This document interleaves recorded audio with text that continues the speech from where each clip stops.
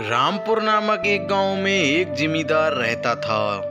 उसका नाम खुशीलाल था, लेकिन उसका नाम तो खुशीलाल था, लेकिन वो कभी भी खुश नहीं रहता था और वो बहुत बेरहम था। वो लोगों की जमीन छीन लेता था। एक बार की बात है, जमींदार अपने खेतों पर टहलने के लिए आया था। जमींदार जब भी खेतों पर टहलने के लिए जाया करता था तो उसे एक चिंता बहुत सताती थी कि उसके खेत के बराबर में ही एक छोटे से किसान का एक छोटा सा खेत था। जमींदार कई बार इस खेत को खरीदने के लिए इसके मालिक से बात कर चुका था। जब भी जमींदार इस जमीन के मालिक के पास इस जमीन को खरीदने के लिए जाता तो इस जमीन का मालिक बेचने से इनकार कर देता। मैं जब भी इस लालमन के पास जमीन खरीदने के लिए जाता हूँ, ये मुझे मना कर देता है।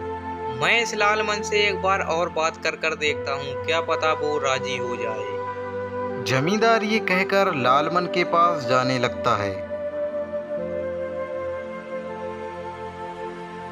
और खुशीलाल जमींदार लालमन के पास पहुंच जाता है। अरे जमींदार साहब, आपका यहाँ पर कैसे आना हुआ? अरे लालमन, तुम तो जानते ही हो मैं यहाँ पर किस काम के लिए आया हूँ। लालमन, मैं तुमसे ये आखिरी बार पूछ रहा हूँ, तुम अपनी जमीन बेचोगे या नहीं? अरे जमींदार साहब, मैं आपसे पहले भी कह चुका हूँ कि मैं अपनी ज़मीन नहीं बेचना चाहता। आप किसी और की ज़मीन खरीद लीजिए। और एक बात और सुन लीजिए जमींदार साहब, मैं अपनी ज़मीन कभी भी नहीं बेचूंगा। ये मेरी पुश्तैनी ज़मीन है और आप मेरे पास कभी भी ज़मीन के बारे में बात करने के लिए मत आइएगा। जमींदार लालमन की ऐसी बातें सुनकर बहुत ज्यादा गुस्सा हो जाता है और गुस्से में वो अपने घर की तरफ जाने लगता है और मन ही मन सोचता है, मैं आज इसके पास बहुत उम्मीद से आया था कि ये अपनी ज़मीन बेच देगा, लेकिन ये ज़मीन बेचने के लिए बिल्कुल भी तैयार नहीं है। मुझे उस लालमन का कुछ करना पड़ेगा।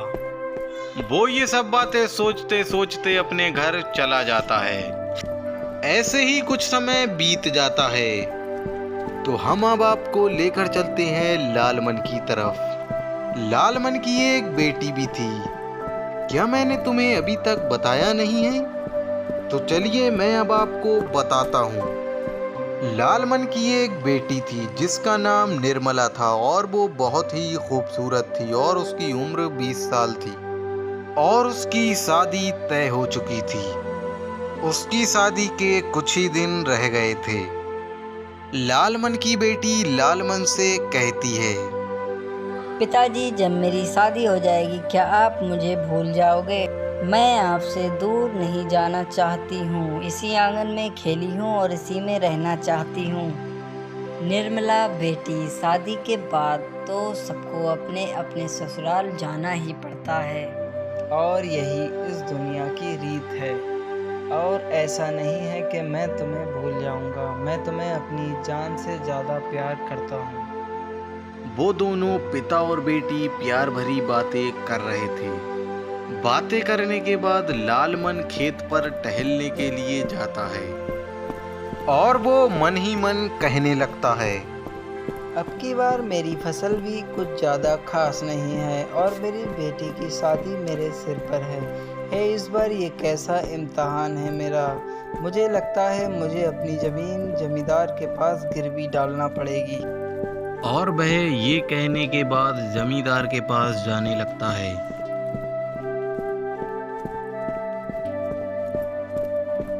और वो जमींदार के पास जाने के बाद कहने लगता है, जमींदार साहब, मेरी बेटी की शादी है और इस साल मेरी फसल भी कुछ खास नहीं है।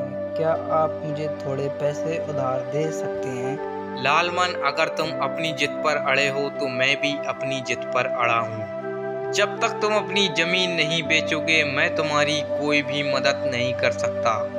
अगर तुम्हें मुझसे पैसा उधार चाहिए तो तुम्हें अपनी जमीन बेचना होगी, वरना और किसी से जाकर मदद मांगो। लालमन ये बातें सुनकर कुछ देर सोचता है। अगर मैं इस जमींदार को अपनी ज़मीन नहीं देता हूँ तो मेरी बेटी की शादी रुक जाएगी और अगर मेरे पास पैसा ना हुआ तो मैं अपनी बेटी को कुछ नहीं दे पाऊँगा। इसलिए मुझे ये अपनी ज़मीन जमींदार को देनी होगी। मेरे पास इसके अलावा और कोई रास्ता नहीं है। और लालमन ये सब सोचकर अपनी जमीन जमींदार को बेच देता है। जो जमीन उसने अपनी जिंदगी में कभी भी जमींदार को नहीं बेची, उसे वो जमीन अपनी बेटी की खातिर बेचना पड़ी। तो आपने देखा दोस्तों, एक बाप अपनी बेटी के लिए क्या कर सकता है। कहानी समाप्त।